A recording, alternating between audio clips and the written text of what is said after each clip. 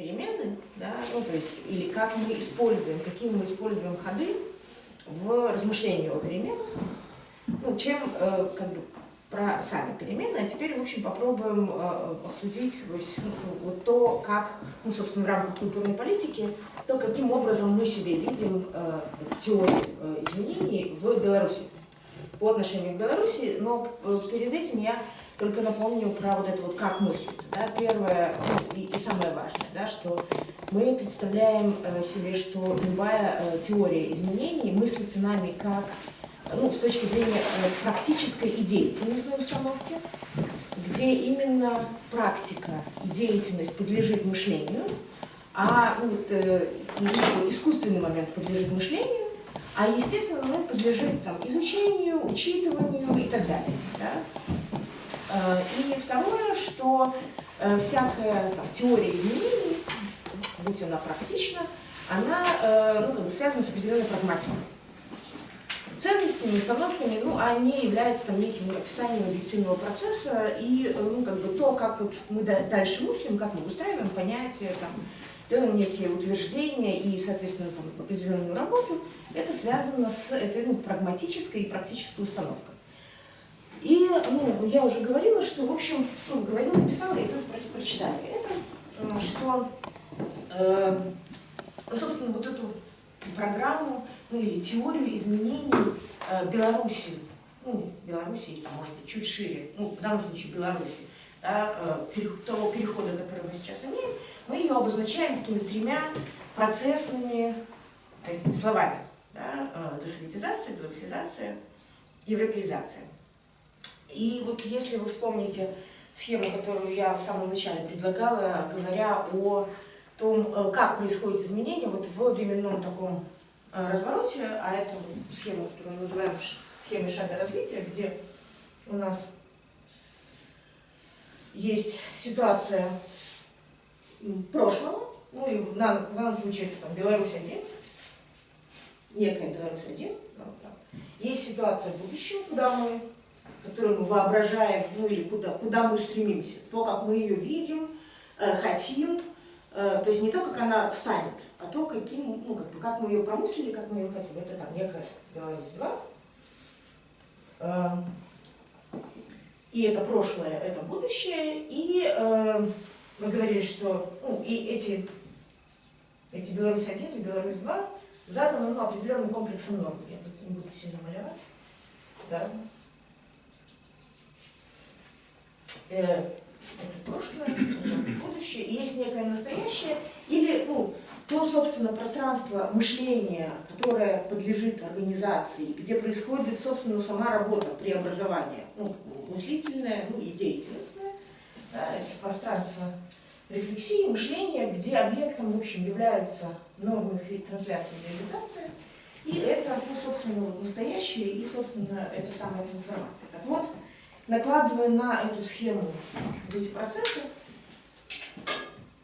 мы говорим, что вот это, ну, как бы прошлое, да, или вот это отношение, оно подлежит, ну, или нарисовали это с этого да, стрелочку перехода, и есть этот естественный процесс. Вот, ну, фактически это отношение критики, разбора, рефлексии прошлого, это, собственно, десоветизация. Мы потом отдельно разберемся. Полагание в будущее и, ну, как бы некий образ будущего, ну, в нашем случае это европеизация. И то, что происходит в плане мышления, да, то, что происходит в плане перехода от этого к этому, это, собственно, мы называем белорусизацией. И мы тогда сейчас пройдемся по этим процессам. Вы меня, если что, останавливаете, ну, если тем более вы читали тексты. Они там, наверное, ну, это в основном тексты конференции, поэтому они такие, наверное, ситуативные, с десоветизацией. Понятно, что, ну, как бы там есть два ключевых момента, да, это D, ну, то есть это вот эта негативная часть, да, то есть там деконструкция, разрушение, избавление. От чего? От советского. То есть, ну, тут очевидно, что мы номинируем всю, в том числе теперешнюю ситуацию. ситуацию, не только до 91 года, но и теперешнюю ситуацию, как советскую. Это, наверное, ну, самый такой сложно принимаемый окружающими акцент, да, что мы так или ну, вот до сих пор считаем, что поскольку это вот это действие не было проделано, да, то есть деконструкция, рефлексия, критика, отказ, осмысленный отказ, да, от элементов советского не был сделан, то до сих пор ситуация остается советской. И понятно, что ну, как бы, мы не слепые, мы понимаем происходящие изменения, но тем не менее продолжаем номинировать ну, прошлую и фактически теперешнюю ситуацию в качестве советской. Что значит советская? В этом смысле ну, понятно, что слово советское там, или совок, ну, в общем, такое количество акцентов и значений, что тут, ну, в общем, разнообразие самое большое, и чаще всего, ну, как бы, в рамках ну, каких-то задач люди так фиксируют на чем-то своем. Ну, например, там всякая десоветизация или декоммунизация Украины, Литвы, ну и все, что на слуху, это там избавление от Ленина. Да? Вот. Но для нашего понимания очень важно, что советское да, это определенные институты, в смысле установления, да, которые заданы онтологией человека, общества и власти. Эти установления пронизывают ну, всю жизнь, ну, в смысле всю организацию жизни, и для вот, ну, там, советского строя за 70 лет ну, как бы были выстроены, ну, то есть вся жизнь человека, вся человеческая там, политическая, экономическая среда, она была схвачена через ну, определенные институции или установления, связанные с там, онтологией, определенным представлением о человеке и о социальности. Человек общественное животное, да, там, социальный организм. Человек понимается через принадлежность его к определенным социальным группам, и ну, существует, на этом строится вот две этих самых. Это ну, некая тотальность социального, то, что позитивно называлось коллективизм, да, то есть как бы человек понимается через ну, некие социальные формы, не как индивидуум. Ну, это несмотря на там, часть идеологического контекста, который рассказывал про человека, это звучит горло, но тем не менее вся практика, она построена на том, что ну, как бы человек это часть ну, определенной либо деятельности, либо сообществ, ну, там, классовых, либо там, чуть более мелких. И второе это этатизм. Ну, то есть это полнота государственной власти и реализации государственной власти и в организации жизни. И, собственно, эти элементы мы находим сейчас, если хорошо покопаемся даже в тех ну, как бы местах, которые, ну, в общем, кажутся нам измененными. Да? Ну, я не знаю, Андрей говорил или нет, да, про эти вот имена, когда, ну, по-моему, сейчас уже все перешли на называние этих председателей исполкомов местных мэрами, да? Но это не мэры. Ну, то есть по структуре организации управления это председатель исполкома. Ну, в смысле, она никаким образом не изменилась с советской системой. Вообще никак не изменилась, потому что и тогда были народные депутаты, которые не имели своих ну, полномочий, фактически управляющих, да, не было разделения властей и так далее. Все то же самое сейчас. Тогда центр власти был партийный комитет. Да, а сейчас он в администрации президента. Он перенесся. Он перенесся, да, но структурно и институционально. Да, ну, то есть, да, вот эта идеологическая часть была снята, но все равно есть центр и есть, ну, как бы, соподчинение, например, нет разделения властей. Как было, так и было. И вот, ну, когда мы говорим о там, десоветизации или там, критике, разбору, отказу, разрушению в ну, вот, теперешней ситуации, мне кажется, что в этих текстах даже там дважды это повторялось, мы говорим о разных пластах или уровнях, в которых мы обнаруживаем это советское, в которых должны и можно обнаруживать советское, ну и как бы они все не, каждый по отдельности не нов, Но мне кажется, что вот, ну, как бы попытка увидеть это все вместе, она достаточно редко встречается.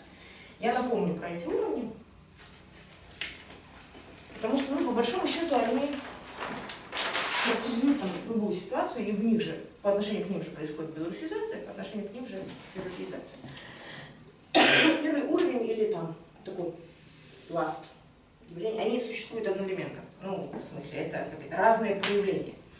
Это все, что связано с рационально-знаниево-идейным планом. Да? То есть это Пол Мацкевич называет рационально-эпистемический, ну, вот рационально-знаниевый и идейный. Да? Знание идеи. Что сюда включается? То есть понятно, что сюда включается неким образом обозначенная, ну, идеология. Да? Ну, то есть, когда она как-то целостно складывается. Да? Ну, вот есть советская, там, ну, как бы ей там так или иначе там, противопоставляется, если уже мы говорим в позитивной части, там, не знаю, ну, вот скорее говорить, христианская, или там белорусская, или национальная, или там либеральная, ну, то есть некий набор, ну, вот, идей, принятых как ценности. Но это все это подлежащее разумному отношению, да, то есть некая идеология. Второе, что туда попадает, это весь набор правил и принципов организации жизни в самых разных сферах. То есть там, для политики это разделение властей, что у нас там еще, ну, как бы там демократические институты, ну, они все где-то описаны, нормированы, и мы про них знаем как, ну, про идеи, модели, представления и так далее. Да? И вот, ну, как бы они там реализуются. Это вот тоже попадает в этот план, да. И, ну, там, экономика – это там частная собственность, рыночные отношения, ну, там, если мы говорим про там, эту десоветизацию, то пересмотр, да, отношений собственности, но это все как бы существует в правилах, принципах, идеях, то есть не только в реализации, ну, конкретной, да, но и в, ну, такой идеально разумно знаниевой форме. Да. То же самое там с социальными представлениями, там, раздел людей, ну, как бы разделение, ну, вот в там, советской системе это классы и прослойка, в, например, там, современных демократических этих самых, это другое представление, ну, даже не современных, чуть ранее современных, это там средний класс, высший класс, да, ну, то есть другая классификация, которая потом реализуется, ну, и принята. И туда еще входят, ну, вот такого рода этические компоненты, но этические тоже связаны с, ну, скажем так, нашими представлениями о том, как в данном там, обществе, в данных нормах реализуемых решаются вопросы конфликта ценностей. Ну или вообще, там, ну, грубо говоря, кто герой, кто там, подлец. Да? Они обычно описываются. Там, ну, кодекс строителей коммунизма у нас есть. Там, да? Ему противостоит, там, ну, например, 10 заповедей. Как некая система, нормативная система, да? Она ни там не реализуется, ну, в смысле, в полноте своей, да? Но как нормативная система она есть. И исходя из этой системы мы делаем там вывод о том, что правильно, что неправильно, да? Как разрешаются ценностные вопросы, ну, не знаю, там, любовью и принятием ближнего или, например, уничтожением противника, да? Ну и так далее. То есть вот некие представления о решении ценностных вопросов и базовые этические полагания, они также входят в этот уровень. И, ну, что это означает, когда мы говорим про десоветизацию, это, ну, как бы разбор, докапывание до того, ну, вот, что реально существует. Вот мы в ряде там, своих исследований разных споря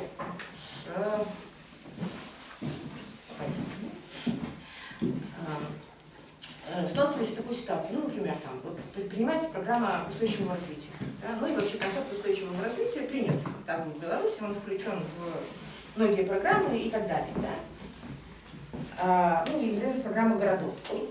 Но в основании концепта устойчивого развития лежат ряд там, этих представлений или знаний о, или принципов организации территорий, или там, объектов, на которых он реализуется.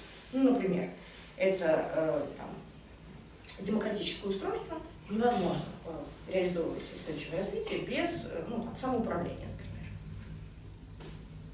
По принципу, если вы посмотрите в наши, даже не программные документы, а, например, в положение о городах, то есть то, как описывается город, там, как территория, вы увидите, что это не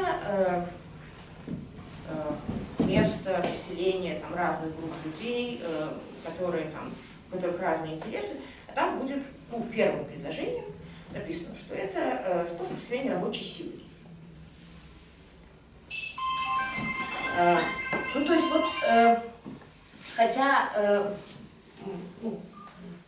антуражно, да, мы можем увидеть много там всяких красивых слов, но как бы базовое представление о том, о способе организации деятельности, управления, хозяйства и так далее, он будет лежать в этих основаниях. И вот, докапываясь до того, как организована там, власть, как бы это ни выглядело, да, мы находим там вот эти оставшиеся, в общем, советские формы, не подвергнутые, к сожалению, критике, рефлексии, анализу, и прощанию с ними. Это был первый уровень. Второй уровень, мне кажется, он наименее часто фиксируется на нем. Это уровень коммуникации и организации коммуникации. Вот, это именно уровень там, или пласт. Да,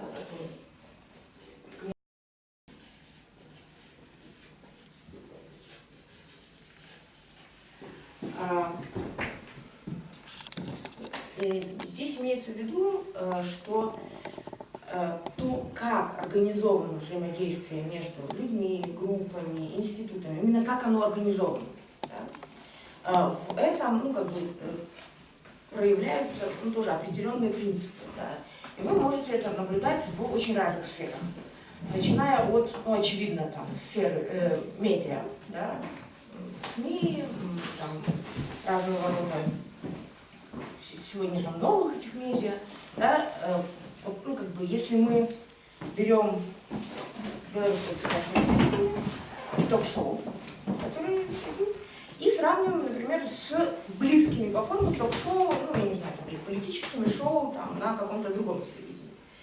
И, разобравшись в принципах организации этого, мы видим разницу.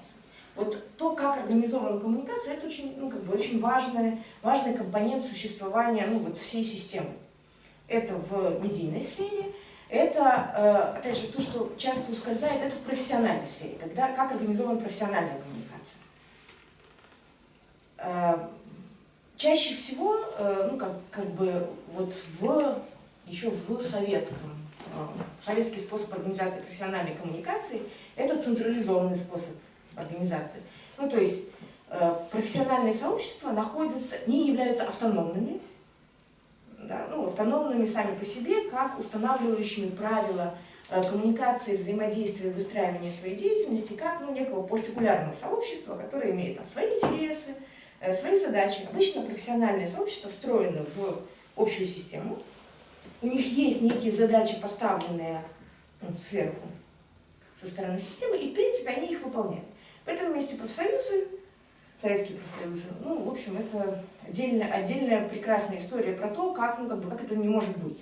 Да, потому что они не являются защитниками интересов профессии, некой группы работников, они скорее являются этими способами реализации властных полномочий, этих директивных спускающих механизмов. Если вы, по-моему, не сейчас так, в белорусских этих самых, когда в профсоюзы входят работники министерства. Профсоюзы, отраслевые профсоюзы, в них входят все, включая руководство. То есть это бессмысленный в смысле профсоюзов акт, потому что работники должны отстаивать свои интересы по отношению к руководству. Если они вовлечены вместе с министерством, ну, собственно, ну, а если они еще и назначаются, как такая практика существует, ну, и вы знаете, да, вот в Беларуси есть параллельные профсоюзы, есть зависимые, а есть независимые.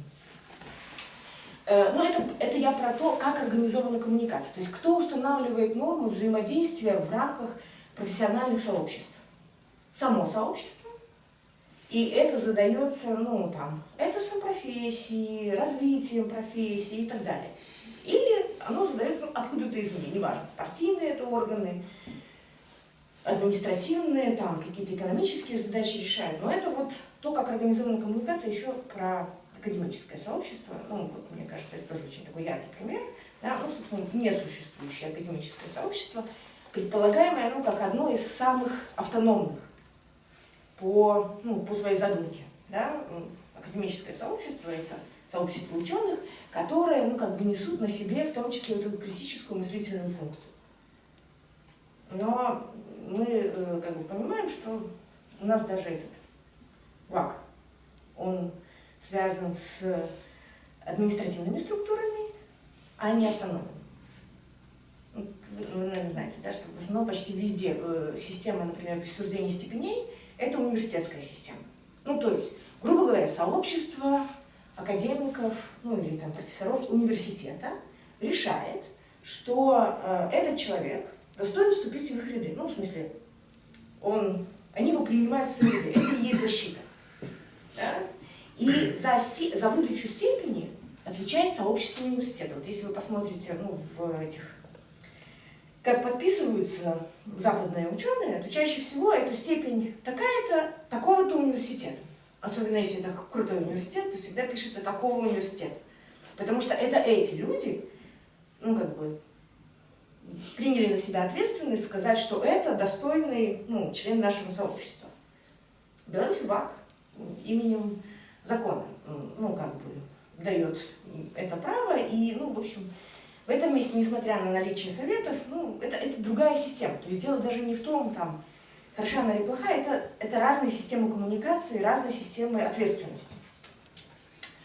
Еще одна система коммуникации, которая, ну, как бы менее подвержена искусственному влиянию, но очень сильно отражает это вот бытовое взаимодействие, бытовое, как бы побытовое, да, там, не знаю, сплетни, слухи, соседские отношения и так далее. Это очень, ну, такой тонкий механизм, по которому можно, ну, как бы обнаружить, ну, как там действует или как циркулирует вот коммуникация, и так, какие темы разворачиваются, да, ну, где они разворачиваются, там, на кухнях или в пабах, ну, и так далее. Да. Вот то, как она организована, это, сейчас еще посмотрю, ну, наверное, вот я пропустила, да, наверное, одну из главных коммуникаций, способов организации коммуникации, это педагогическая. Вот то, как в школе, в профессиональном образовании, не то, что передается. Ну, это тоже важно, да, а то, как организована педагогика. Вот когда, ну, опять же, это про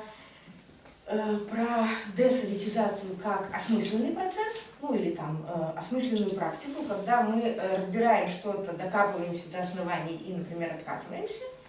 Или когда у нас, ну, там, возникает естественная смена чего-то, да, когда у нас там начинают применять, там, очень классные там игровые методы, или там интерактивные методы, или там еще что-нибудь. Но если вся советская система образования изначально, ну, как бы и в своем развитии ориентировалась на передачу определенного корпуса знаний вместе с идеологией, установками, формированием определенного образа жизни, без, ну, интерактивности, представления о свободе ученика и так далее, то никакие интерактивные методики сами по себе, ну, как бы не работают в этой отдельно взятые, там, да, их там вставляют куда-то, и они не работают. Потому что вся остальная система, ну, там, допустим, школа, да, она директивная. И, ну, как бы отдельные вот вкрапления, они очень плохо работают. Поэтому, когда сейчас начинают обсуждать там, финские школы, или еще что-нибудь такое, да, и давайте расстелим коврики, и пусть дети сидят там, да. Ну, я не знаю, наверное, где-нибудь их могут расселить. Ну, во-первых, как бы белорусским педагогам страшно от этой как? Он уже будет бегать. Ну, вот как бы вот это вот все будет бегать там, вот, а задания как, а проверять как. Да? Ну, поэтому вот эти, если внимательно всмотреться в систему отношений, педагогических отношений, то ну, как бы мы там обнаруживаем как раз вот эти установления, которые ну, потом проявляются в других сферах. И это ну, какая-то одна из самых чувствительных сфер, потому что ну, понятно, что это как бы организация коммуникации в школе, в детском саду, ну, там, в университете, она, в общем, формирует человека будущего. И третий уровень, который, ну, наверное, самый... Ну, вот первый, понятно, там, особенно, когда мы говорим о принципах организации там, экономики, политики и так далее, ну, про это все знают, да, вот там, нет, советское это такое, там, есть разделение властей, нет разделения властей. Этот менее очевидный. И последний уровень, это такой...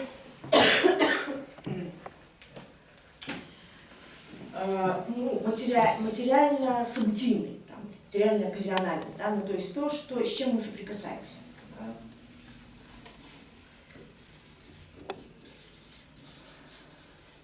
Ну и материально-событийный, это в первую очередь, конечно, знаки силы. Ну, то есть, когда ты, ну, вы знаете, да, в Минск люди приезжают, все такие, о, у вас такая советская жизнь. Ты говоришь, да ладно, какая она у нас советская, она у нас там бары. А вот, ну, как бы символический ряд, в который попадает человек, приезжающий, там, не знаю, в Беларусь вообще и в Минск в частности, он, ну, как бы создает много впечатлений, особенно если, ну, как бы ты тут не вырос, вот, там, включая Лениных и так далее, да, то есть вот, символический ряд, образный ряд, это все, ну, как бы очевидно, и это, наверное, вот первое, на что, ну, все бросают. Десоветизация, ну, это значит, надо там этих имена поменять, и это правильно. Ну, правильно в том смысле, что, ну, как бы, это вот самое очевидное, ну, место там воспроизводства знаков, символов, и даже когда нам кажется, что мы ну, уже там чего-то не замечаем, да, ну, вот там стоят памятники каким-то дядькам, которые, ну, про которых ты вообще уже не помнишь, да, они все равно работают даже на уровне ну, того, каким образом стоят эти памятники, как высоко они стоят, с названиями. Они работают не так, как, ну, например, там, наверное, работали, когда там были все люди, которые почитали этого героя, но тем не менее они работают. И вот, ну, это такой ну, самый очевидный, да, часть этого плана. Еще, ну, вот, одна из таких любимых наших частей вот этого же плана, это так называемый там, образ жизни, или в Москве это называют КДБ, «Кожный день белоруса».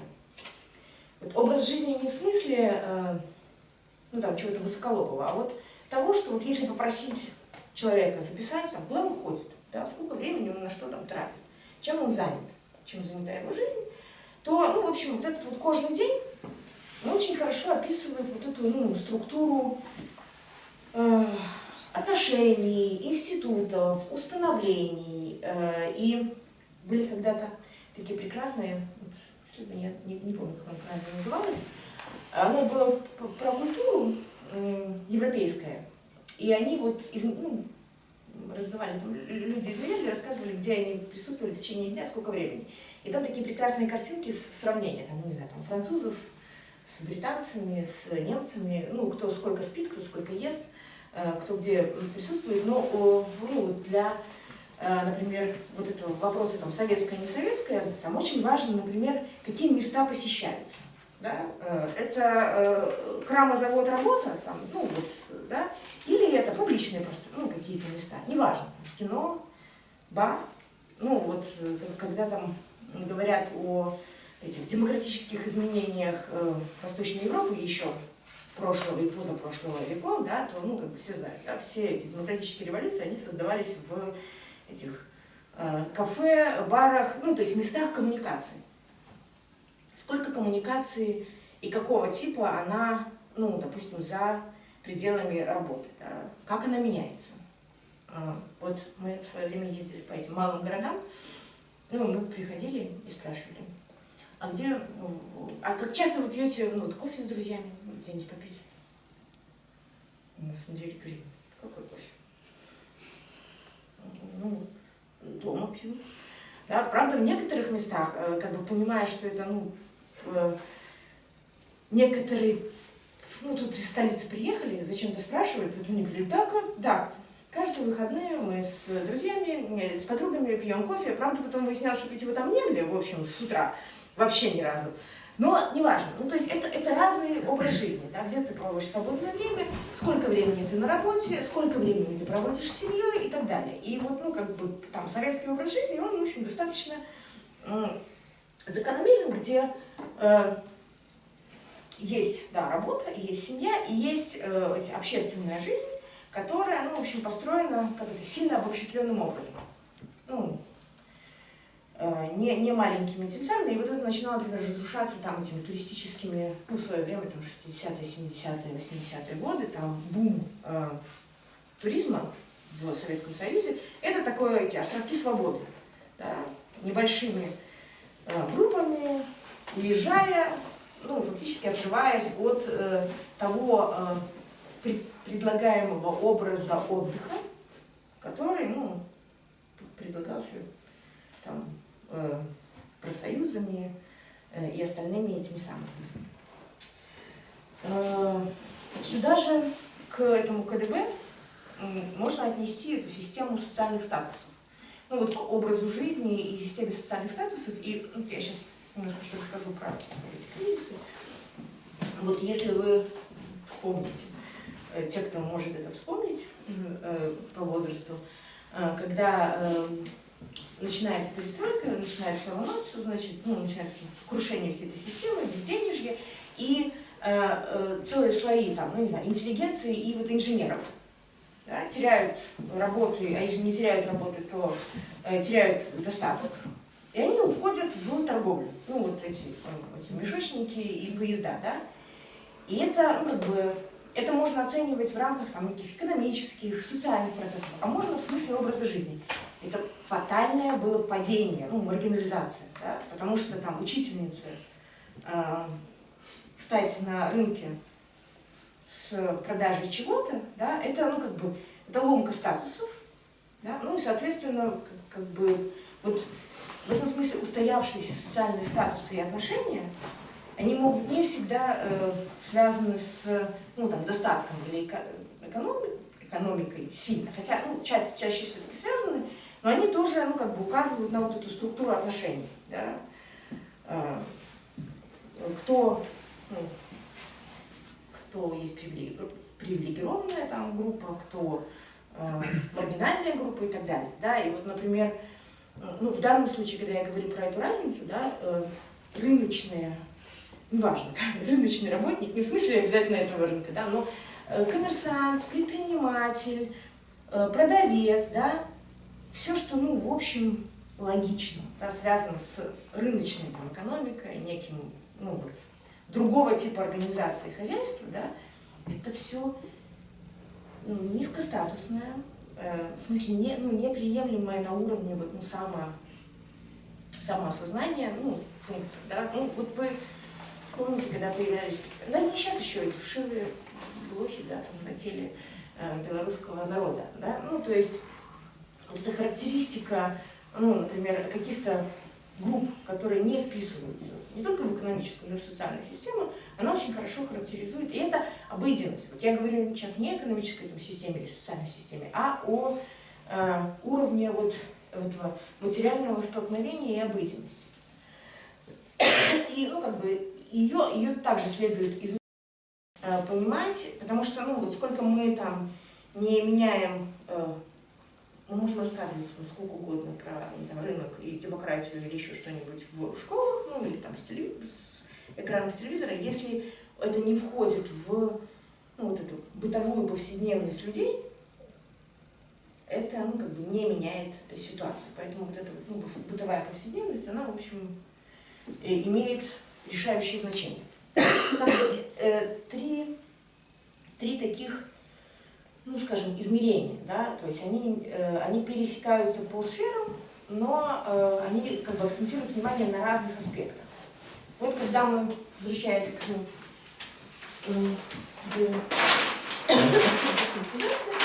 мы говорим, что когда мы обращаемся к сегодняшнему, там, вчерашнему-сегодняшнему дню, вот, ну, как бы наша задача вот этого анализа, выявления и ну, там, деконструкции имеющихся этих оснований советского.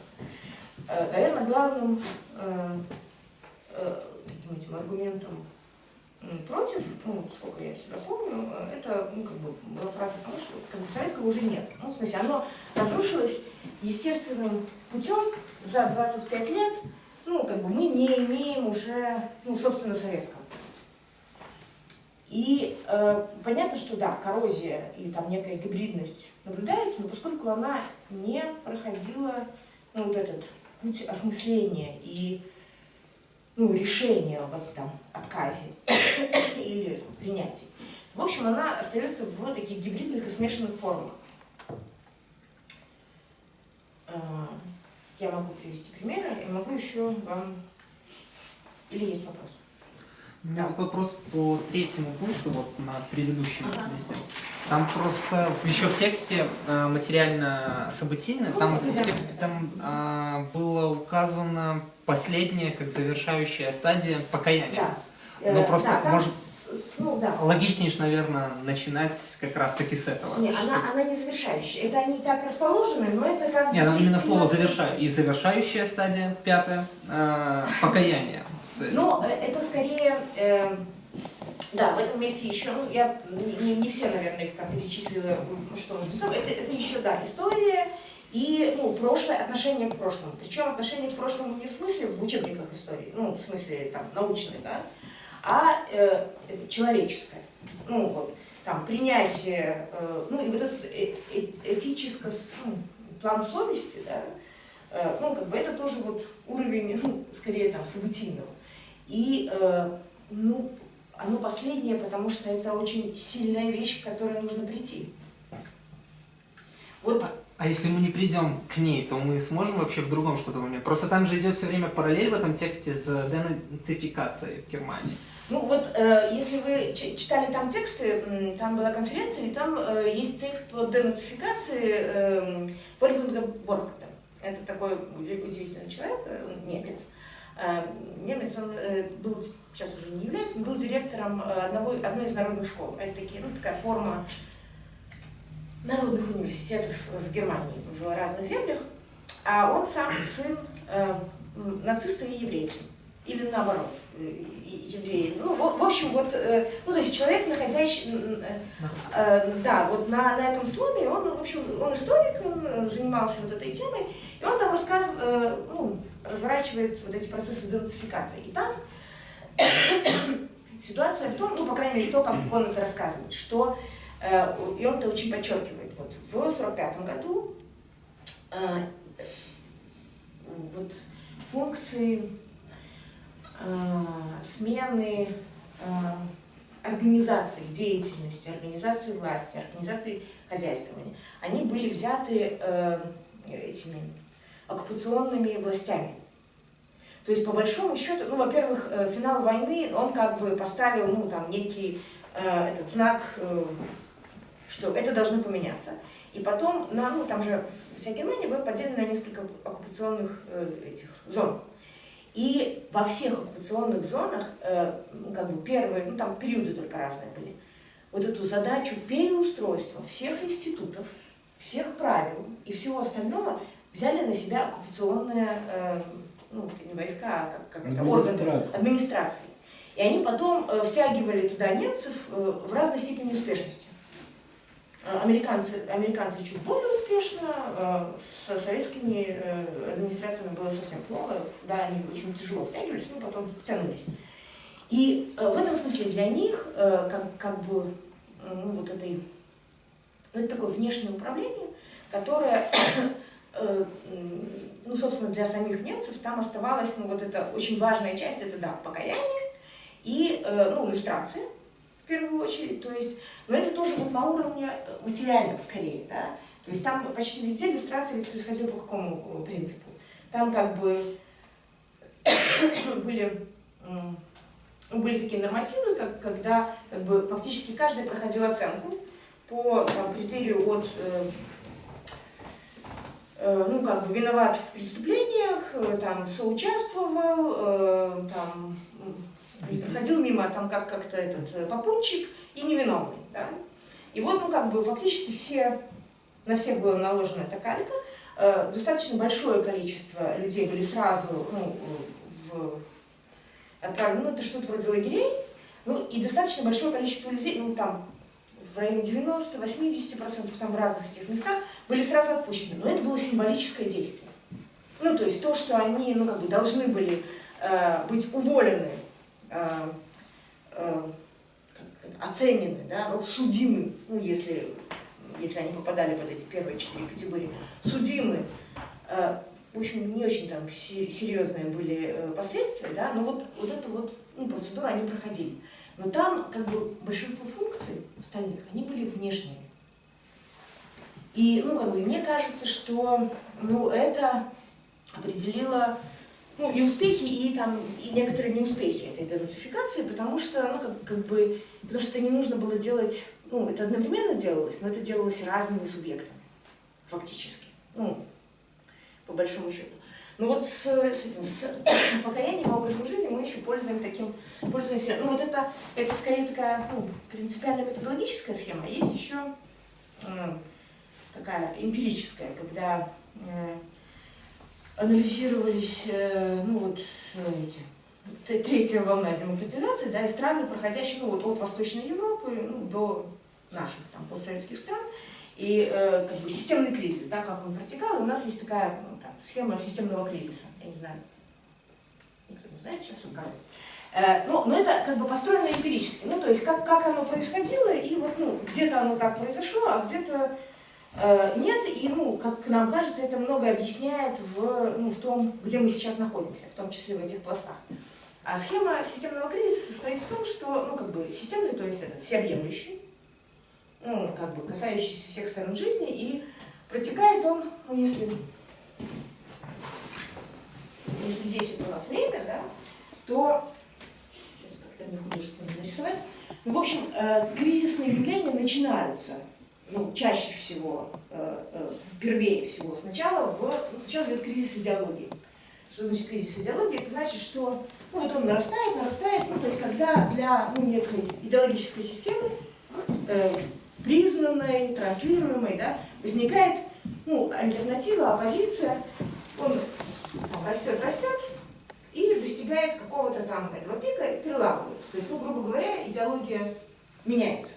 Общественная идеология, ну, там, признание чего-то ценным. Да? Ну, в данном случае там, советская, коммунистическая на, там, не знаю, демократическую или еще какую-то. Ну, и описывается это обычно там нарастанием, кризисом, ну, как переломом и, ну, постепенным снижением активности в этой области. Да? То есть сначала споры идут бурно, потом они снижаются. После кризиса идеологии, когда он уже там протек, параллельно начинается и, ну, растет, это кризис идеологии, идет кризис власти. Власти в смысле, ну, политической власти, да? Когда происходит, ну, после того, как поменялось, что ценно, а что нет, начинают разрушаться, ну, вот эти политические структуры и те, кто имеет власть. Ну, в данном случае, там, когда ну, там, антикоммунистические, антисоветские настроения стали еще в перестройку, ну, то есть вот это вот там перестроечный период, если про Советский Союз говорить, да, нарастает, потом уже, в общем, все уже хотят демократии, потом подходит кризис власти, когда, ну, как бы, когда одна властная структура, которая есть, ну, в данном случае коммунистическая партия во всех вот этих, да, сменяется, ну, например, там, многопартийной системой, или там некой иной партии, или там, ну, то есть, и меняется не только, ну, лидер там, да, но и структура чаще всего. Ну, то есть не просто одна партия на другую меняется, а там однопартийная система на там многопартийную, да. Ну и, в общем, и это состояние такого бардака, начинающегося бардака, ну, вот то, что обычно, ну, и постепенно этот кризис спадает, то есть политические, ну, властные отношения переустанавливаются, да? И там параллельно этому всему потихонечку подрастает кризис государственного управления. Да? Как только меняется власть, начинается переформатирование всех, ну не знаю, устройства министерств, того, как это реализуется. Ну, в данном случае, там, например, самоуправление и централизованного управления. Да? То есть начинается ломка и переустанавливается система. До того, как переустановилась власть, вот это вот, ну, как бы не может произойти. Ну, да, вот, идет так. Потом происходит кризис хозяйствования. Ну или там, не знаю, экономики, экономической системы. То есть, когда переустанавливаются отношения, начинают переустанавливаться, ну, собственно, все хозяйственные отношения. Производственные, хозяйственные и так далее. И это уже, ну, как бы, как только они переустановились, они, ну, как бы, начинается, в общем, все вместе, но просто на разных стадиях интенсивности, да. Когда они переустановились и начались новые отношения, там, производственно-хозяйственные, экономические, собственно, последним и завершающим кризисом является кризис образа жизни. Да, когда люди должны вписаться в новые политические, хозяйственные и управленческие отношения. И, ну, как бы, образ жизни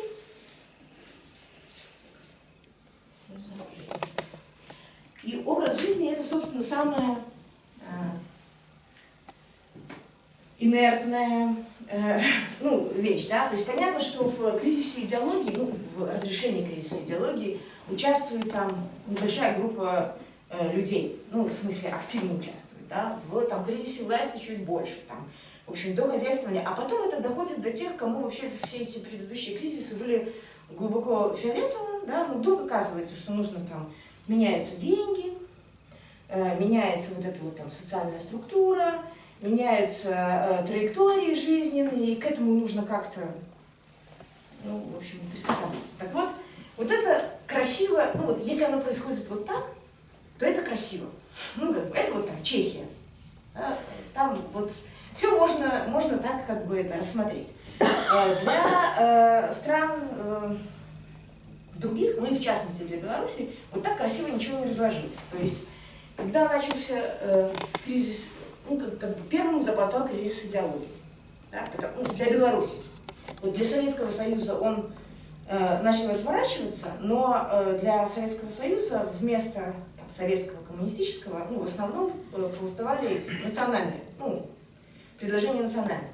Для Беларуси национальное предложение было очень не готово в тот момент, когда начала разваливаться власть. Ну, в смысле, властные структуры. Разваливается Советский Союз, а брать, ну вот, да, БНЭФ, вот как бы в том состоянии, в котором они на тот момент уже были, вот как бы на них свалилось все, в общем. И кризис идеологии, ну, в смысле, они стали этими лидерами в этом месте, да, и кризис власти. Не будучи готовыми, ну, как бы, он не до конца был реализован, ну, а потом с разгонами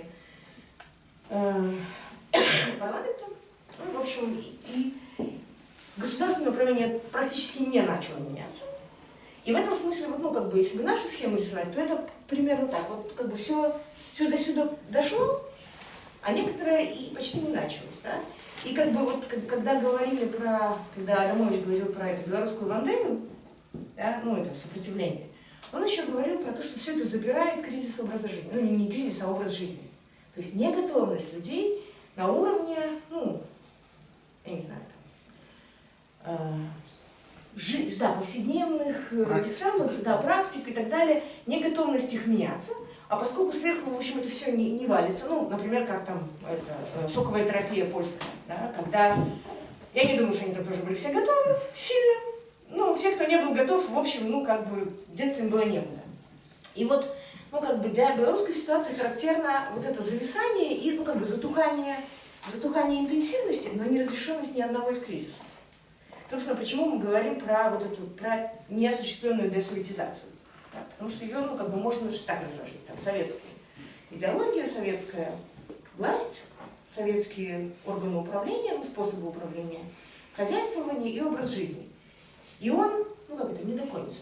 И сегодня мы имеем такие достаточно гибридные формы, в которых, ну, как бы, в основании лежит, ну, вот эти советские нормы, не отрефлексированные до конца, не, ну, как бы, понятые до конца, и наверх на них наслаиваются всякие естественные эти наслоения, там, ну, поскольку живем мы уже в глобальном мире, и инфраструктурно мы просто меняемся вместе со всем миром, и как бы нам уже никуда не деться, и вот это вот все наслаивается. Поэтому десоветизация остается, в общем,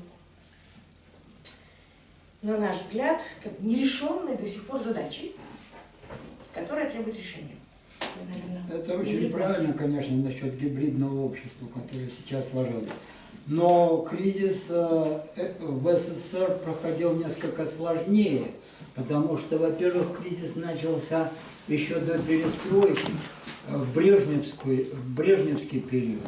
Произошло полное крушение идеологии, идеологические ведомства, они пытались начинить общество идеологией, а оно сопротивлялось, да, общество, фактически произошла спонтанная, так сказать, деидеологизация, смеялись над властью и так далее. Это можно характеризовать как одновременный кризис власти.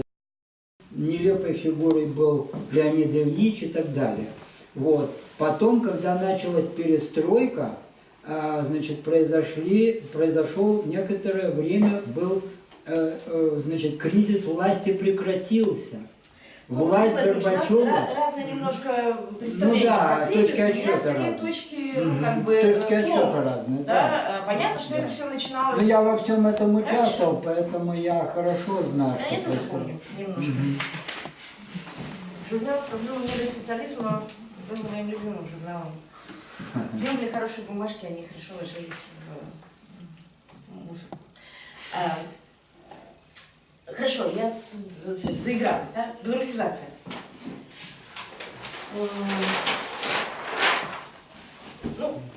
Там очевидно, да, от названия, это, фактически становление белорусской нации. Да. Ты говорила, что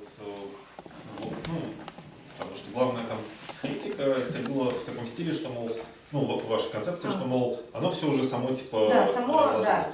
А от кого исходила такая критика? Да, в общем, я когда вам давала... Не конкретно по именам, а, скажем, от какой группы, это интеллектуалы? Это интеллектуалы, да, это политики. Поскольку, там несколько моментов, да. Во-первых, это уже произошло, и, в смысле, она естественным образом советская разрушилась. Поэтому на это не нужно, специально организовывать специальную деятельность десоветизации. Там разбираться, колупаться, доставать, показывать, что это советское, дискредитировать, менять, да. Второй момент, из критики, он был такой, что не надо зацикливаться на вот этом негативной части, да, потому что она не может существовать отдельно, нельзя там разрушить нормы и никакие другие не появились. Надо сосредотачиваться на позитивной части. Куда мы движемся, Европа, Беларусь и так далее. Вот эта десоветизация как специальная работа не нужна, потому что, лучше заниматься, новой нормой, да. Но как раз проблема этой гибридности и специфичности советской нормы, для нас является основанием того, что этим нужно заниматься. Специфичность еще в том, что она проста. Знаете, есть простое и сложное, да, я не знаю, властное, отношения государства и этих подданных, патернализма, да, отношения, они проще, чем демократические отношения. Просто проще по реализации, по пониманию, по исполнению. И в этом смысле, пока ты там, строишь что-то такое сложное, да, а это, не подвергнуто критике, оценке и так далее, то очень легко, идти в простой. И мы сейчас это наблюдаем со всех сторон, и с Востока, и даже немножко... сейчас тут недавно Польша тоже демонстрирует всяческие интересные фильмы. Много кто демонстрирует, и это, это вроде как нормальное такое человеческое социальное явление, да, это к упрощению. И поэтому, да, это была критика интеллектуалов в основном, политиков, общественных деятелей. Но как-то, по-моему, после этих пару лет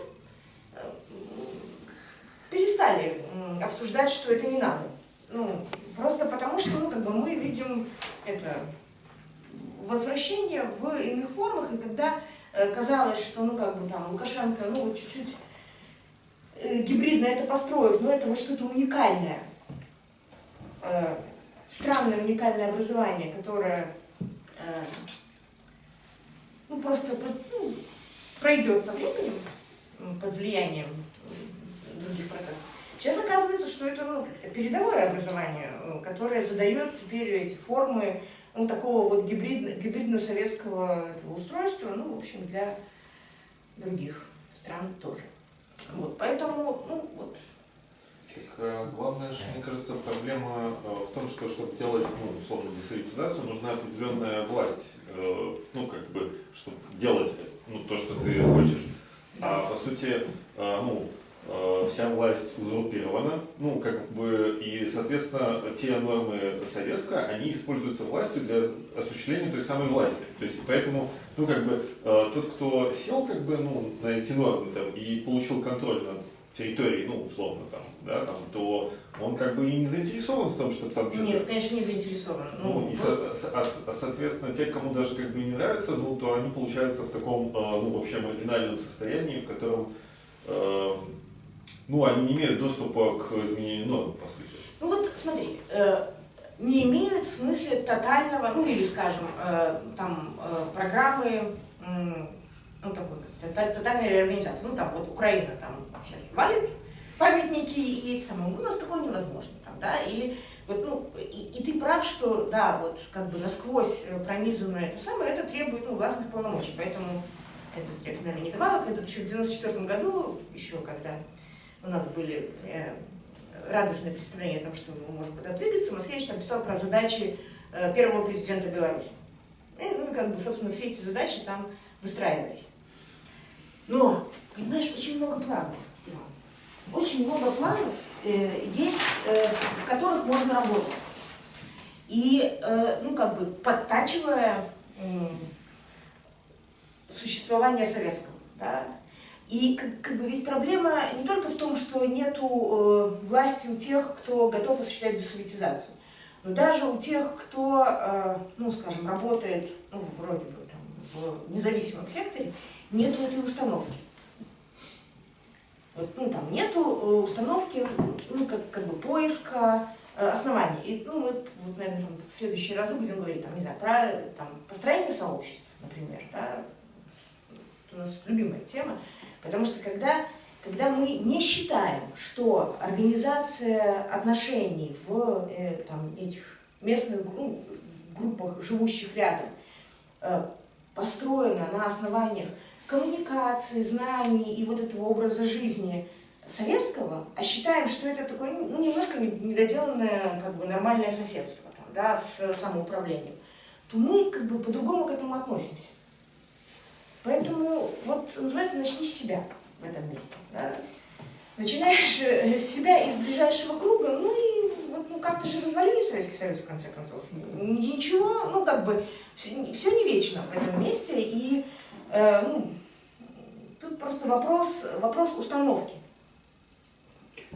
Тут есть еще одно звено, о котором вы не сказали, но это очень важное звено. Это советский тип потребителя. Он начал формироваться где-то в 1956 году и уже в 60-е годы окончательно сформировался. Что для него характерно? Это очень устойчивый тип. Его как раз преодолеть при десоветизации труднее всего. Для него характерна крайняя степень приспособленчества, согласие на низкий уровень потребления, лишь бы его не трогали. Уверенность в том, что высокий, повышающийся уровень потребления зависит от сильной власти, которая только и может навести порядок. Под этим понимается бюрократическая вертикаль власти. Спасибо. Во главе с... Я хотела как раз пример привести, там, где я говорила про организацию коммуникации. Вот мы проводили эксперимент на людях. Ну, как ты приезжаешь куда-нибудь, ну, вот, когда про местное сообщество, и там есть какая-нибудь проблема. И вот как вы думаете, когда обнаруживается некая проблема, ну, не знаю, лампочку разбили, дороги перекопали, какой первый позыв в решении этой проблемы? Правильно, сельсовет, исполком. То есть, как бы при этом люди могут рассказывать, ну, там, про то, что вот они тут прекрасны, там, эти праздники улиц, там, и все остальное, да, но вот эта вот, ну, как бы схема коммуникации, ну, как бы главное лицо, главный коммуникант, это исполком, ну, сельсовет, исполком, еще кто-нибудь, да, но не люди вокруг. И это вот на уровне организации коммуникации и образа жизни, ну, и в этом смысле вот, про потребительство это про то же, да? То есть это горизонтальная и вертикальная коммуникация. И как бы и до сих пор у нас, ну вот, если посмотреть, то вот это вот, господи, это вертикальная коммуникация развита, ну, как бы неимоверным образом. Если что, ну, вот мы жалуемся там куда-то, да, по инстанциям. Это не значит, что туда придет что-нибудь, но представить себе самоорганизацию очень сложно. Ну, и это, да, очень, да. А следует ли из вашей схемы, что между вот этими тремя уровнями устраивается своего рода иерархия или они относительно независимы? Ну, я сейчас продолжу еще вопрос. И следует ли тогда вот нерушимость той концепции системного кризиса, я имею в виду последовательность действий? То есть то, что для 90-х она была так, я полностью с вами согласен. Но считаете ли вы, что при этом она всегда будет таковой, и могут ли вот эти фазы, их последовательность меняться, на ваш взгляд? Ну, вот эти самые уровни, они точно не иерархически заданы. Ну, в смысле, это как бы скорее пространство, ну, или измерения, в которых мы можем смотреть. И да, вот эта схема, я уже говорила, она эмпирическая, да, и вот, ну, если бы мы сейчас нарисовали там нынешнее состояние, то у нас бы там просто эти наслоились и понизились. И я думаю, что да, что отнюдь это не значит, что, ну, как бы обязательно там следующий ход, это, ну, начиная с кризиса идеологии. Более того, вот, ну, уже если дальше там говорить немножко о белорусизации и той же европеизации, вот это вот, ну, сегодняшний контекст глобального мира и, ну, скажем, того, что, ну, многие вещи, многие изменения у нас происходят инфраструктурно, ну, как нам от них некуда деться. И в этом смысле образ жизни достаточно, ну, как бы серьезно сегодня подвержен влиянию не изнутри белорусских деятелей, а внешним влиянием. Понятно, что мы там ему сопротивляемся и так далее, но когда у нас там появляется другой способ жизни и разнообразие образов жизни, которые, как это, мы не сами себе сделали, а, ну, нанесло, не, ну, кое-кто и специально сделал, то вполне возможно порядок будет другой. Я даже думаю, что он точно будет другой. Тем более с учетом вот того, что, ну, как бы, все это сейчас не так красиво, и, соответственно, в каждом, ну, вот, ладно, я, наверное, про все не скажу, но с идеологией проблема ведь сегодня в том, что кризис идеологии, ну, почти невозможен, потому что у нас как бы идет полная деидеологизация, и представить себе сегодня кризис такого же типа, как, ну, там, это было в 90-х или там еще раньше, практически невозможно. Но дело в том, что авторитарные режимы, в отличие от тоталитарных, они требуют в основном лояльности, а не соучастия. Да, и это тоже. В этом смысле даже белорусская идеология, ну, сегодня мы не можем описать, ну, как бы идеологию там, белорусского общества как, ну, некую идеологию, подчиняющую себе, ну, там, все устройство, да, она скорее, ну, вот какая-то очень гибридная. И на смену ей, и это, ну, также проблема, да, сегодняшней уже в данном случае Европы, ну, в широком смысле, нету никакого ясного предложения, потому что сегодня предлагать вместо, ну, я не знаю, там, авторитаризма демократию, это уже совсем, ну, не то же самое, что это предлагалось в 90-е. Да? Потому что, ну, как бы, если там, ну, то есть это нет такой остроты и нету такой ясности. Поэтому, ну, это да, это очень эмпирическая схема, и как бы Да было бы она интересно не работает. Ну, в смысле, поговорить. не будет работать. Было бы интересно поговорить о той идеологической накачке, которая происходит при Лукашенке. То есть это отделы идеологии. Какая идеология, значит, какая авторитарная идеология существует в Беларуси? Это тоже важный момент. Ну, Он тоже касается десоветизации. это подлежит изучению, но мне кажется, что там вопрос, ну, как бы, это совсем другой тип изучения, ну, или, вернее, мы должны изучать несколько другое, чем мы изучали, как, там, идеологию, например, там, советскую или коммунистическую. Например, многие уверены из интеллектуалов белорусских, что идеологии в Беларуси вообще нету, что у Лукашенко идеологии нету, нет навязывания определенной идеологии. Вот. Но идеология есть, и она имеет достаточно четкие контуры.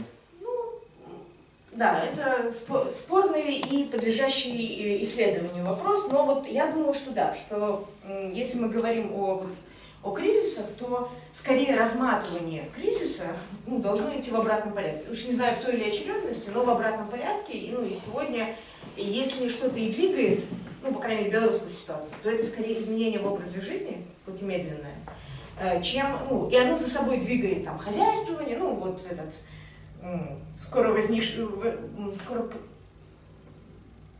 ну, в общем, этот офшорчик этот, блокчейновый, ну, ПВТ, да, который возникнет там, ну и так далее, да, то есть, ну, деваться некуда. Эти программисты тут есть, они приносят деньги, и жить они хотят по-другому, ну, да, ну и, в общем, будем создавать им что-нибудь, а потом оно еще на что-нибудь повлияет, ну, Может, тогда, наверное, с кризиса хозяйствования, а не образа жизни. Ну вот, понимаешь, тут не очень понятно, потому что если бы сейчас, если, как бы, понимаешь, кризис образ жизни это же еще и вот модели потребления, да, и, как бы, ну, наверное, там экономисты будут там больше напирать на то, что, ну, как бы это уже система, в общем, разваливается, и она все равно не способна к воспроизводству, но мы достаточно долго живем, ну, каким-то странным образом, и если бы люди не, там, не знаю, ездили, не хотели чего-то большего, не, ну, как бы искали другие способы своей жизни, то, возможно, ну, как бы и формы хозяйствования бы, ну, менее менялись. Я не знаю, вот, ну, я тут не буду Если это настаивать. экономика, ну, хозяйственная, да? Ну, это скорее организация, да, производства, ну, производственных и обменных процессов, вот скорее так. Не экономика вот в таком, как бы, ключе научном. Да. Ну, я вот предыдущий вопрос задавал как раз таки там с подноготной, которую вы затронули, вот насчет того, что появляются какие-то там сообщества, которые, в принципе, материально-событийный ряд для них такой не советский абсолютно. Второй вопрос у меня тогда будет, а возможно ли, на ваш взгляд, то, что установится какое-то равновесие своего рода между вот этими уровнями конфликтами? То есть, что я имею в виду, что материально-событийное несоветское существование будет мириться с рациональным знанием, основанным на советских ценностях. Я вот просто для себя достаточно часто видел люди, которые выстраивают коммуникации, ну, условно, те же пресловутых айтишников можно взять, которые живут в другом мире, которые работают в децентрализованном мире, которых советские символы, для которых отсутствуют, а мириться с советским рациональным знанием, рациональным существованием и соглашаться на существование в этой среде. То есть, по сути, вопрос, вот если более широко брать, возможен ли своего рода эклектика, противоречия между тремя этими уровнями? На мой взгляд, мы вроде как раз таки к этому и движемся. Вот мне кажется, что тут, как бы, с одной стороны, ну, до какой-то степени, конечно, да, это возможно, и вот это параллельное существование в разных мирах, ну, вроде бы на одном физическом пространстве, оно, ну, в общем, почти всегда происходит, особенно в момент там смены. Но вот тут, мне кажется, еще очень важная вещь, ну, вот если мы сейчас говорим про эти сообщества, которые есть, которые ведут другой образ жизни, что вот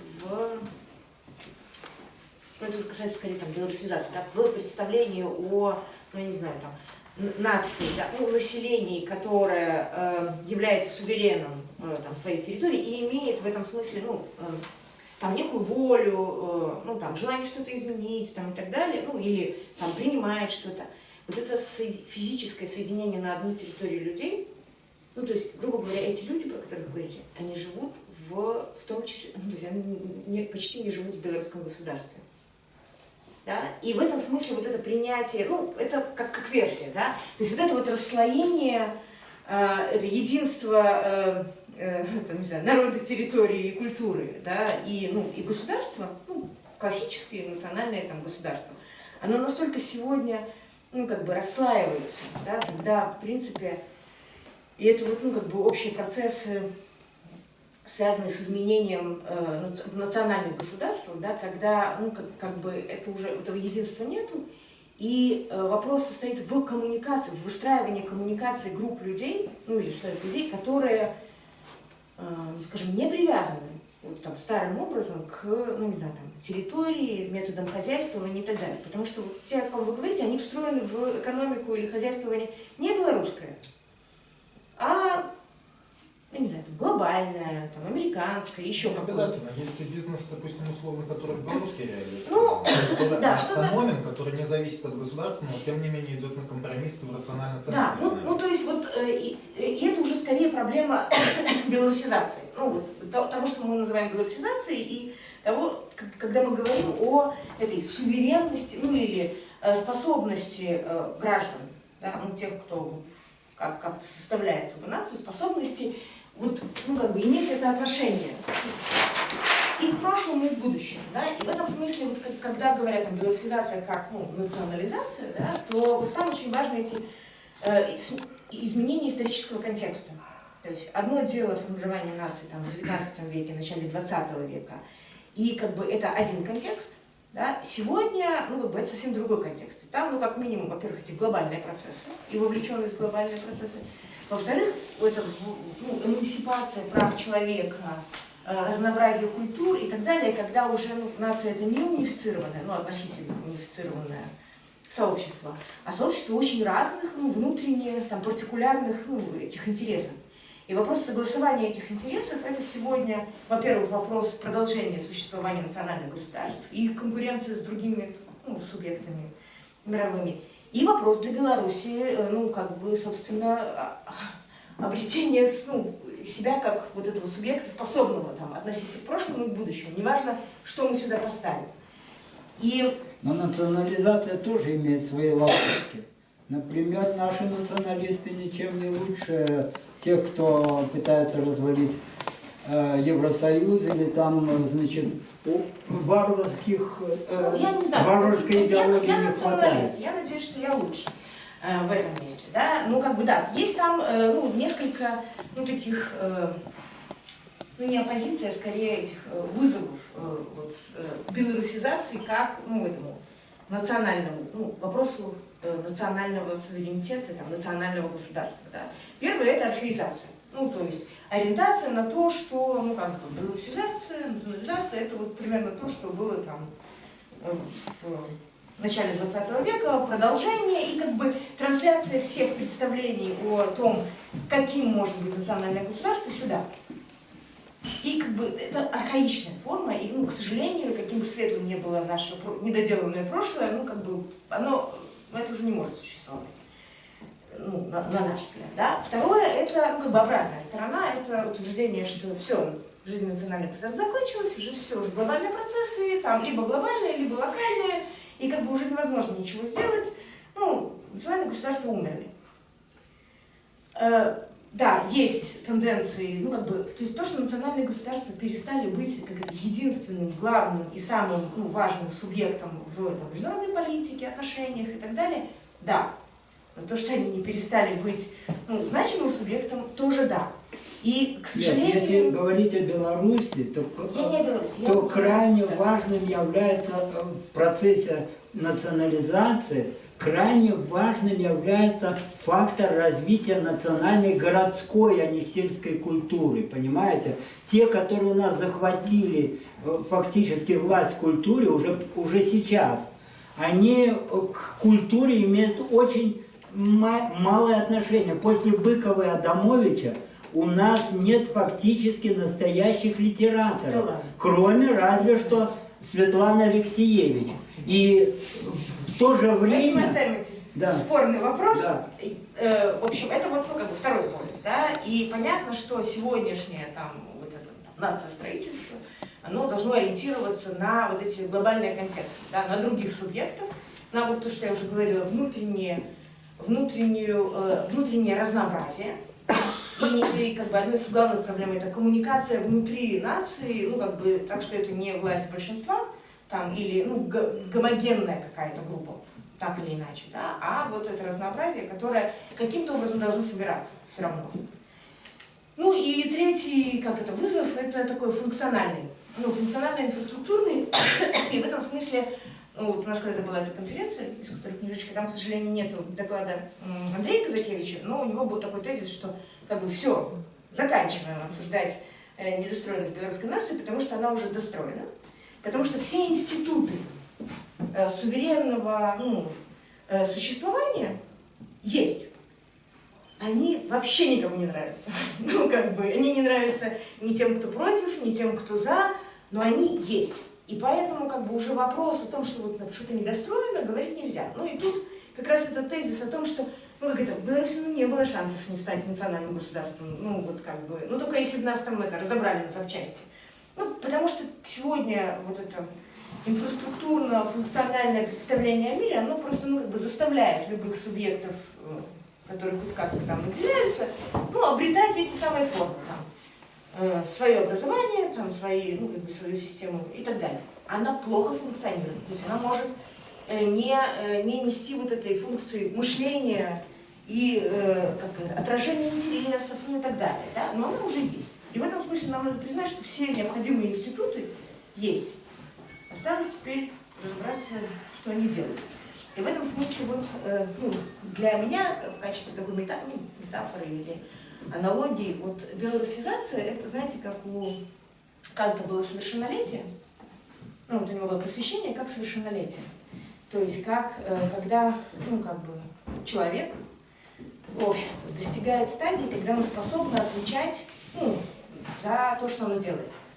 Способно к мышлению. То есть ребенок становится совершеннолетним, когда он способен задавать свое будущее и отвечать. Неважно, он совершает ошибки и так далее, но он несет полноту ответственности, у него есть все, чтобы быть и правоспособным. И в этом смысле, когда мы рассуждаем про белорусизацию, мы говорим про достраивание или уже наполнение и работу тех институтов, которые способны, например, планировать будущее или работать с прошлым, или с этими структурами. И тут есть три как минимум элемента. Первое – это институты, которые включают в себя механизмы определенные и программы определенные. То есть, например, парламент у нас есть, механизм работы парламента не совсем соответствует, этой политической системы не совсем соответствует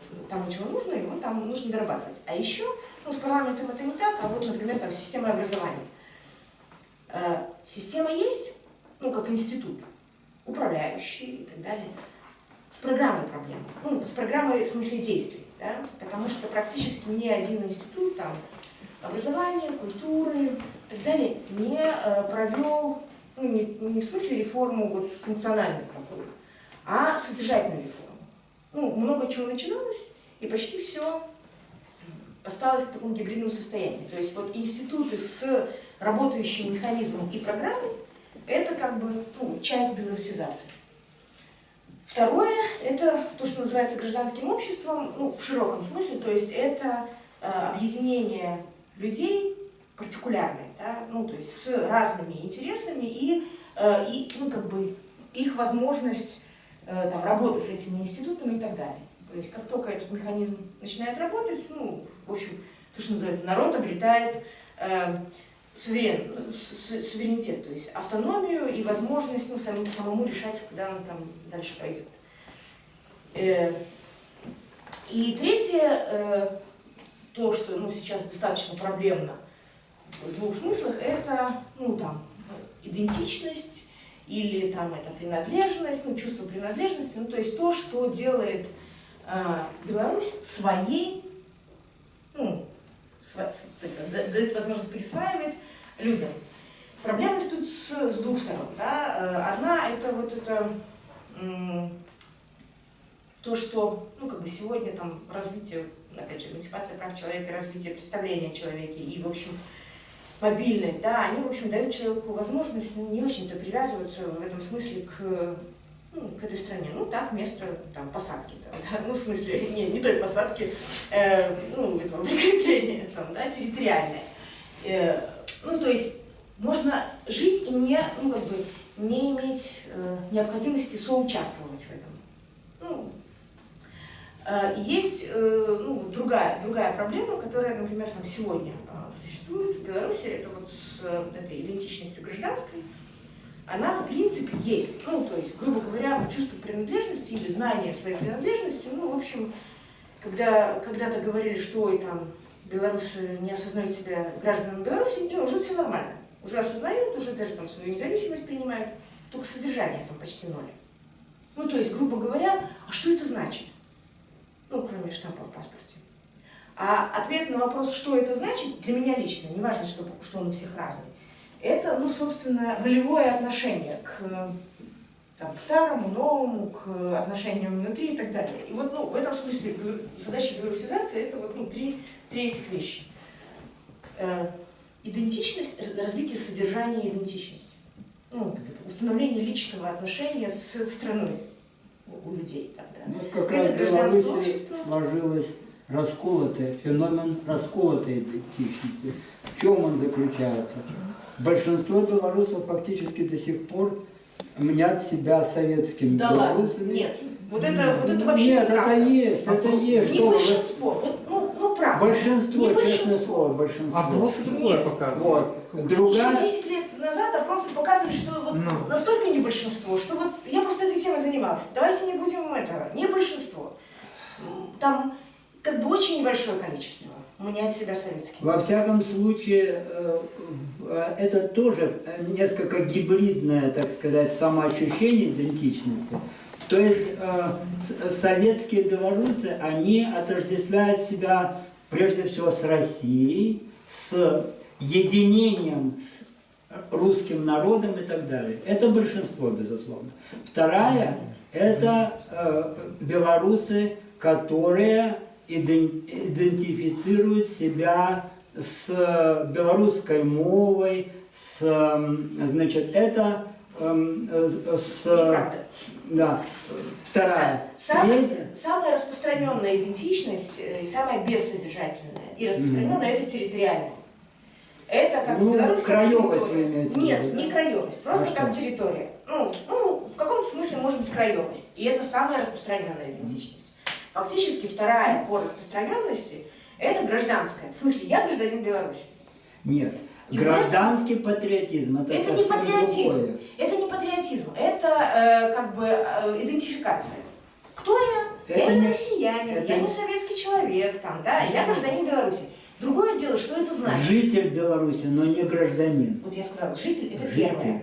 Вторая – это гражданин, и она одна из самых распространенных. И белорус – одна из самых распространенных. Другой вопрос, что за этим стоит? Ну, то есть, вот.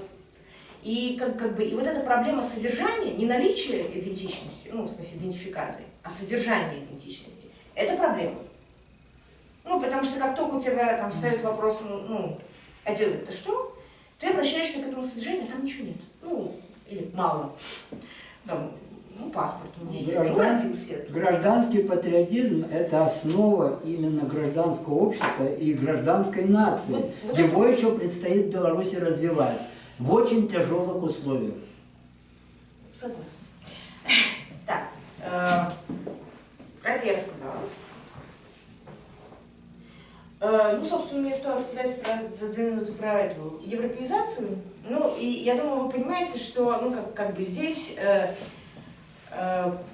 речь не идет о вхождении в Европейский Союз или там каких-то этих самых, это скорее, как только мы, обретаем способность, наращиваем способность руководить своей жизнью, мы, в общем, должны будем, и я думаю, опять же, никуда не денемся, включаться в европейскую коммуникацию. Да? Собственно, для нас в этом смысле европеизация или Европа – это, скорее идея Европы. Это идея разума, да, ну, то есть разумного движения вперед, преодоления кризисов, разнообразия, свободы, права и так далее. И сегодня, в общем, Европа, ну, демонстрирует кучу проблем,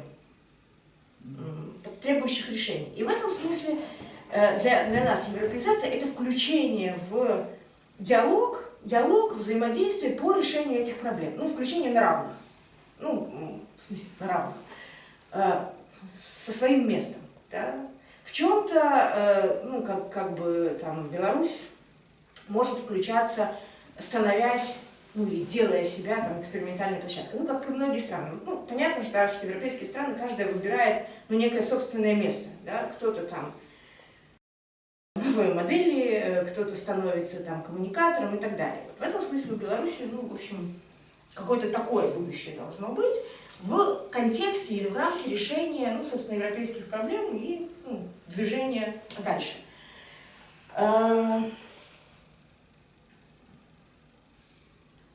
Да. Ну и тут как раз вот этот вопрос необходимости национального государства для этого включения, он, ну, как бы тоже возникает. Потому что, несмотря на то, что это взаимодействие идет на очень разных уровнях, начиная от индивидуального, ну, там, ученые, публицисты, медиа, в общем, это все, ну, существует и пронизывает Европу сегодня, и можно не быть там, не знаю, белорусом, поляком, еще кем-нибудь, а участвовать, ну, в там, производстве проблем, решений проблем и так далее. Но политические отношения, программы развития, они, ну, как бы даже формально требуют государственного участия. И, ну, как бы одна из там проблем сегодня, когда там Европа готова вроде бы с нами взаимодействовать, все, с кем она может взаимодействовать по своим установлениям, это государство, ну, которое выражает собой, ну, интерес, да, народный. Вот оно взаимодействует. Ну, неизвестно с чем. Ну, в смысле, с чем, непонятно, с чем взаимодействует, но как бы непонятно, что это выражает, то есть с чем оно взаимодействует. И как бы все это понимают, но других механизмов практически нет. Ну, кроме вот сейчас узкого окна восточного партнерства, где там создан странный прецедент, когда обсуждают эти государства, межгосударственные отношения, еще там это гражданское общество формально и институционально присутствует. Но это очень маленький сегмент, а вообще, ну, нет такого рода международных отношений, в которых бы третьим была несогласная сторона в стране. Ну, все равно государство решает между собой. Поэтому, как бы, пока ну, там, гражданское общество, в смысле вот эти согласованные партикулярные интересы, не становятся, ну, в общем, ответственным за свое государство, ну, в общем, мы выбрасываемся из решения этих проблем, ну, и, собственно, в том месте, в котором мы сейчас и находимся. Вот. Я заканчиваю. Не оставила ничего без вопросов. Ну, если есть, мы, наверное, еще можем пару минут. Нет. Хорошо? Или плохо? Да. Нет, Давай. Вот с учетом того, что, ну, вы сказали, что там Европа сейчас сталкивается с рядом проблем и вопросов, Да. она же на самом деле сейчас переживает идеологический кризис. В том числе который идеологический как раз кризис, да. еще даже не дошел до вот этой, он как раз только начинается, да. А как вот соотнести, как это может соотноситься с нашим незаконченным идеологическим кризисом? То есть как эти процессы... Ну вот, мне так кажется, что мы в каком-то месте синхронизировались. Ну, в смысле, мы все больше синхронизируемся не с тем, что у нас как бы одинаковые идеологии, а с тем, что вот это вот, ну, как бы сказать, ну, есть некоторая, слова не находятся, такая антиидеологическая установка, да, ну, вот, в принципе, да, на сегодня, ну, как бы мы после там Второй мировой, после разрушения Советского Союза, ну, как бы весь цивилизованный мир боится вваливаться в идеологии. Ну, да, подчинять себя там неким, ну, идеологическим темлениям, да. И в этом смысле, что тут у нас незаконченный кризис, что там, в общем, не то начинающийся, не то еще чего-то. И как бы, ну, там же одна из проблем состоит в том, что группы, ну, там, культурные, социальные группы, имеющие идеологическое содержание, да, и направляемые определенной идеологией, и как это принятые в рамках ну, вот этого вот многообразия европейского существования, да, они эту идеологию имеют, а противопоставить им что-нибудь такое же сильное невозможно. Ну, невозможно там, в сегодняшней Европе противопоставить ну, в качестве там, такой же сильной оппозиции что-нибудь исламу. Ну, в смысле фундаментализму. Не исламу, а фундаментализму. Потому что любая из ну, сегодня развитых идеологий европейских, ну, она связана с признанием многообразия, да, там, ценностями иного и так далее. И она, ну как сложная рядом с простым, она проваливается, ну просто потому что, ну, как бы, плевать мы хотели на ваше разнообразие, а мы не можем на вас, как других, плевать, да, ну вот. И такие проблемы, то есть. Для европейского менталитета характерна свободная конкуренция идеологий. Это центристские идеологии, они включают неоконсерваторов, либералов Да. и социал-демократов. Они отстаивают конкретные идеологии и в соответствии с этим, сменяя друг друга у власти, они проводят свою политику. И это основа демократии, к чему мы должны тоже стремиться. Ну вот, к сожалению, сегодняшняя демократия сталкивается с тем, что как бы в конструкцию, которая предусмотрена вот с этим ну, взаимным этим иным, да, который признает общие правила, приходит другой иной, которому по барабану наши правила. И не принять этого иного мы не можем. Во всяком случае, правило заключается в том, что крайние партии, которые свободно конкурируют с центристскими, они не имеют шансов прийти к власти.